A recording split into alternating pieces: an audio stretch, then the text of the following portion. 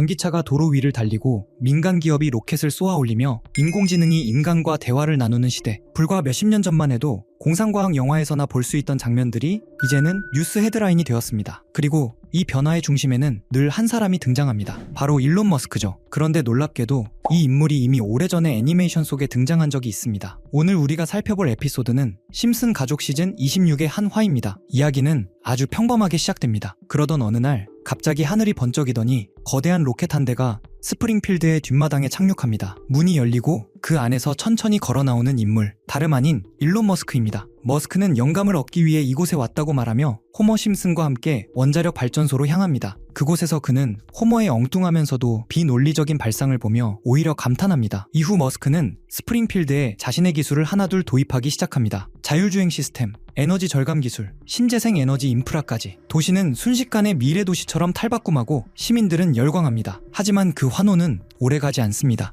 첨단 기술 덕분에 효율은 극대화되었지만 그 과정에서 수많은 기존 일자리들이 사라지기 시작한 겁니다. 도시는 점점 불안해지고 사람들은 깨닫기 시작합니다. 자신들의 삶이 머스크의 기술로 인해 더 나아진 것이 아니라 오히려 위협받고 있다는 사실을 말이죠. 이에 대해 머스크는 담담하게 말합니다. 혁신에는 언제나 희생이 따른다. 그리고 일론 머스크는 아무 말 없이 스프링필드를 떠나며 에피소드는 막을 내립니다. 그런데 이 에피소드가 방영된 이후의 현실을 돌아보면 묘한 기분이 듭니다. 머스크는 실제로 전기차, 로켓, 인공지능, 뉴럴링크, 위성 인터넷까지 한때는 상상에 불과했던 기술들을 차례로 현실로 만들어 왔습니다. 그리고 지금 그는 또 하나의 AI, 그로그로 다시 한번 세상을 흔들고 있죠. 호머는 미국 대통령 선거에 투표하러 전자투표소를 찾습니다. 그를 맞이한 건 단 2개의 선택지만 보여주는 수상해 보이는 투표 기계였죠. 호머는 분명 오바마에게 투표했다고 생각하는데 결과 화면에는 존 맥케인에게 투표한 걸로 나와버립니다. 오바마 버튼을 누를 때마다 표는 계속 맥케인에게로 들어갑니다. 그냥 웃고 넘길 애니메이션 설정 같지만 4년 뒤 실제 2012년 미국 대선에서 비슷한 일이 실제로 벌어집니다. 펜실베이니아주의 한 투표자가 오바마 버튼을 눌렀는데 시스템에는 상대 후보인 밋 롬니에게 표가 들어간 것으로 기록된 사건이 있었던 거죠.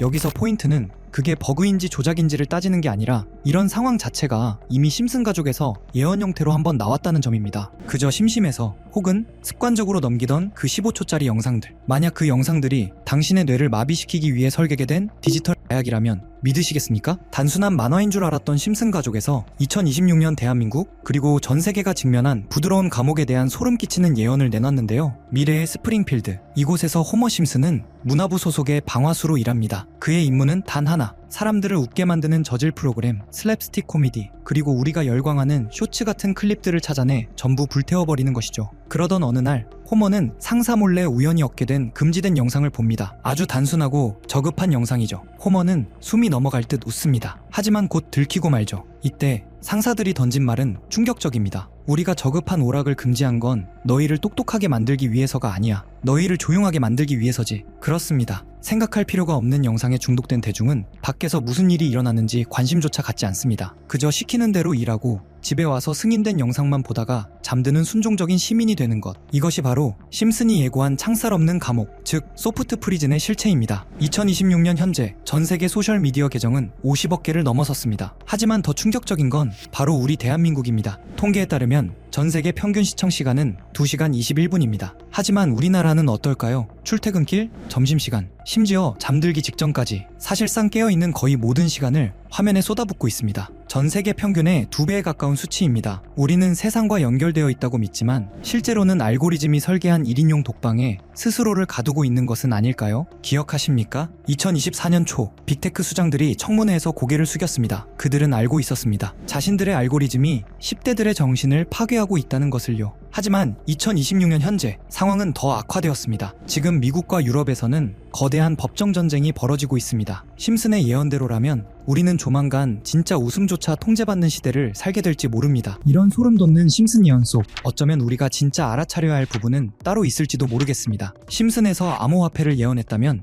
여러분은 믿으실 수 있으신가요? 실은 모두 헛소리라고 이야기하는 분들도 계실 테지만 이번 에피소드는 좀 다르게 느껴집니다. 마지는 남편 호머를 위해 바지를 주문하려고 알렉사에 요청합니다. 그런데 AI 스피커가 명령을 잘못 알아듣고 실수로 주식을 매수해버리죠. 주가는 실시간으로 급등락을 반복했고 마진은 순식간에 $1,000나 벌게 됩니다. 그리고 그날 밤 마진은 잠도 자지 못한 채 차트를 뚫어지게 바라보고 있습니다. 여기서 눈여겨볼 점이 하나 있습니다. 화면 속 코머와 마지의 복장을 보면 분명 밤 시간대이죠. 일반적인 주식시장은 야간 거래가 불가합니다. 물론 시간 외 거래가 있긴 하지만 평소 투자를 하지 않던 마지가 이를 활용했다고 보긴 어렵습니다. 즉, 마지가 거래한 것은 정규장이 아닌 24시간 내내 움직이는 코인, 즉 암호화폐일 가능성이 매우 높습니다. 코인의 가장 큰 특징인 시간 제약 없는 거래 환경을 그대로 드러내는 장면이죠. 이 에피소드에는 배우 짐 파슨스가 등장해 블록체인에 대해 설명하는 장면도 포함됩니다. 미래에는 화폐가 디지털 형태로 사용될 것이고 지갑이 아닌 컴퓨터 속에 보관되며 모든 거래 기록이 남는다 는 내용의 노래와 함께 블록체인 개념을 짧은 시간 안에 보여주는데요. 대부분은 풍자적인 설명이지만 중요한 포인트가 하나 등장합니다. 암호화폐 사용자들은 컴퓨터에 매달려 있고 우리는 막대한 전력을 소모하는 컴퓨터들이 있는 건물에서 끝없는 수학 문제를 풀고 있다. 그리고 사토시가 누구인지 알고 있지만 말하지 않겠다. 에피소드의 제목이 프링크 코인인 점을 고려하면 여기서 말하는 사토시는 비트코인의 창시자 사토시 나카모토를 가리키는 것으로 보입니다. 그의 정체는 아직까지도 완전히 밝혀진 바 없죠. 제작진이 이런 특징까지 콕 집어 풍자한 걸 보면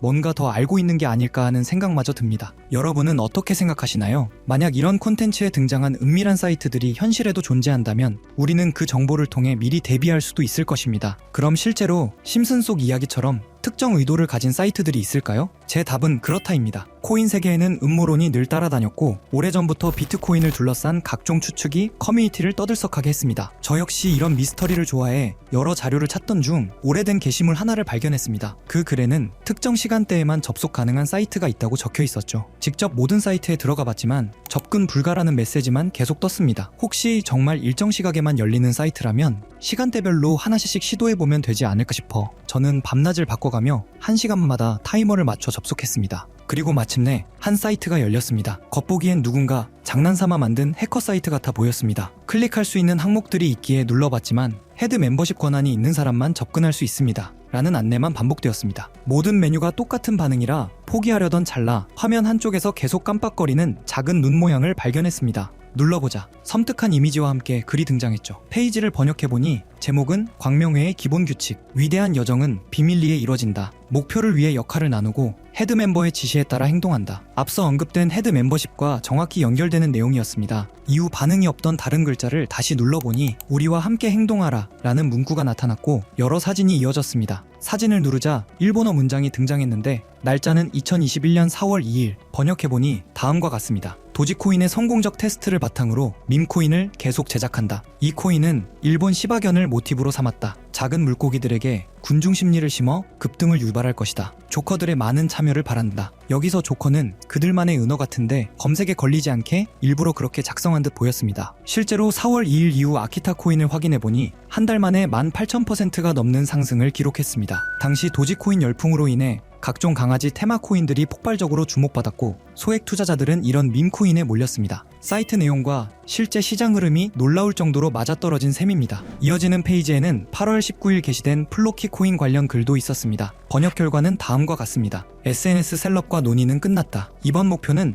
SNS다. 제2의 도지를 찾는 사람들에게 훌륭한 대안이 될 것이다. 영국의 조커들이 참여해주길 바란다. 이번 계획을 달성하지 못하면 다음은 없다. 실제로 플로키는 9월에 1300% 넘게 상승했고 이후 일론 머스크의 언급 때마다 수천 %씩 뛰어 0.4원까지 올라갔습니다. 이런 흐름을 보며 정말 치밀하다는 생각이 들었습니다. 이 조직이 SNS와 셀럽을 이용해 자신들의 의도를 감춘 채 움직이는 구조가 너무나 노골적으로 드러났기 때문입니다. 다음 장면에서는 갈라코인 이야기가 등장합니다. 미래로 나아간다. 계획대로 NFT를 확장한다. 심즈와 같은 세계를 만드는 것이 목표다. 온라인과 현실이 공존하는 세계. 여기서 심즈라는 단어가 특히 소름을 돋게 했습니다. 심즈는 캐릭터의 감정, 행동, 목표까지 완벽히 통제할 수 있는 가상세계 게임입니다. 이것이 일루미나티가 지향한다는 완전한 통제 구조와 묘하게 겹쳐 보였죠. 갈라코인은 당시 약 3개월 만에 9,000%, 상장가 대비 4만% 상승을 기록했습니다. 이후 공개된 최근 글에서는 이렇게 적혀 있었습니다. 긴 작업이 마무리되고 있다. 올해 마지막 이벤트는 인플루언서를 대규모로 투입하는 것이다. 10,000%는 무난히 넘길 것이다. 작은 물고기들의 거래량이 상당히 줄었으니 이번에는 모든 등급이 참여하길 바란다. 실제로 글이 올라온 이후 해당 코인은 약 40% 상승했습니다. 이미 국내 3대 거래소에 상장되어 쉽게 매수할 수 있는 코인인데요. 만약 정말로 1000% 상승한다면 10만원은 1000만원, 100만원은 1억이 됩니다. 물론 모든 투자는 분산이 중요하며 많아도 50만원 미만으로 투자하는 편이 안전하다는 점 강조드리고 싶고요. 솔직히 저만 알고 있어도 전혀 상관없지만 더 먼 미래를 생각해 봤을 때 여러분들과 함께 성장해 나가는 게 더 도움이 된다고 생각해서 지금 이렇게 공개를 하게 됐습니다. 자, 그럼 이번 영상에서 나왔던 종목 공유해 드릴 건데요. 일단 좋아요랑 구독 한 번씩만 눌러주시고요. 제 개인 번호 010-8480-8147로 구독 완료라고 남겨주시면 이 사이트에 나온 1000% 이상 오를 수 있는 종목 공유해드리도록 하겠습니다. 문자 주시는 분들이 많아서 종목 보내드리는 데까지 길게는 10일까지도 걸릴 수 있다는 점 양해 부탁드리면서 저한테 문자로 구독 완료 보내주세요. 문자 남겨주셔야 제가 영상 시청해주신 구독자분이라고 알고 보내드리니까요. 구독해주시고 문자 남겨주시면 되겠습니다. 직접 이 내용을 확인해보니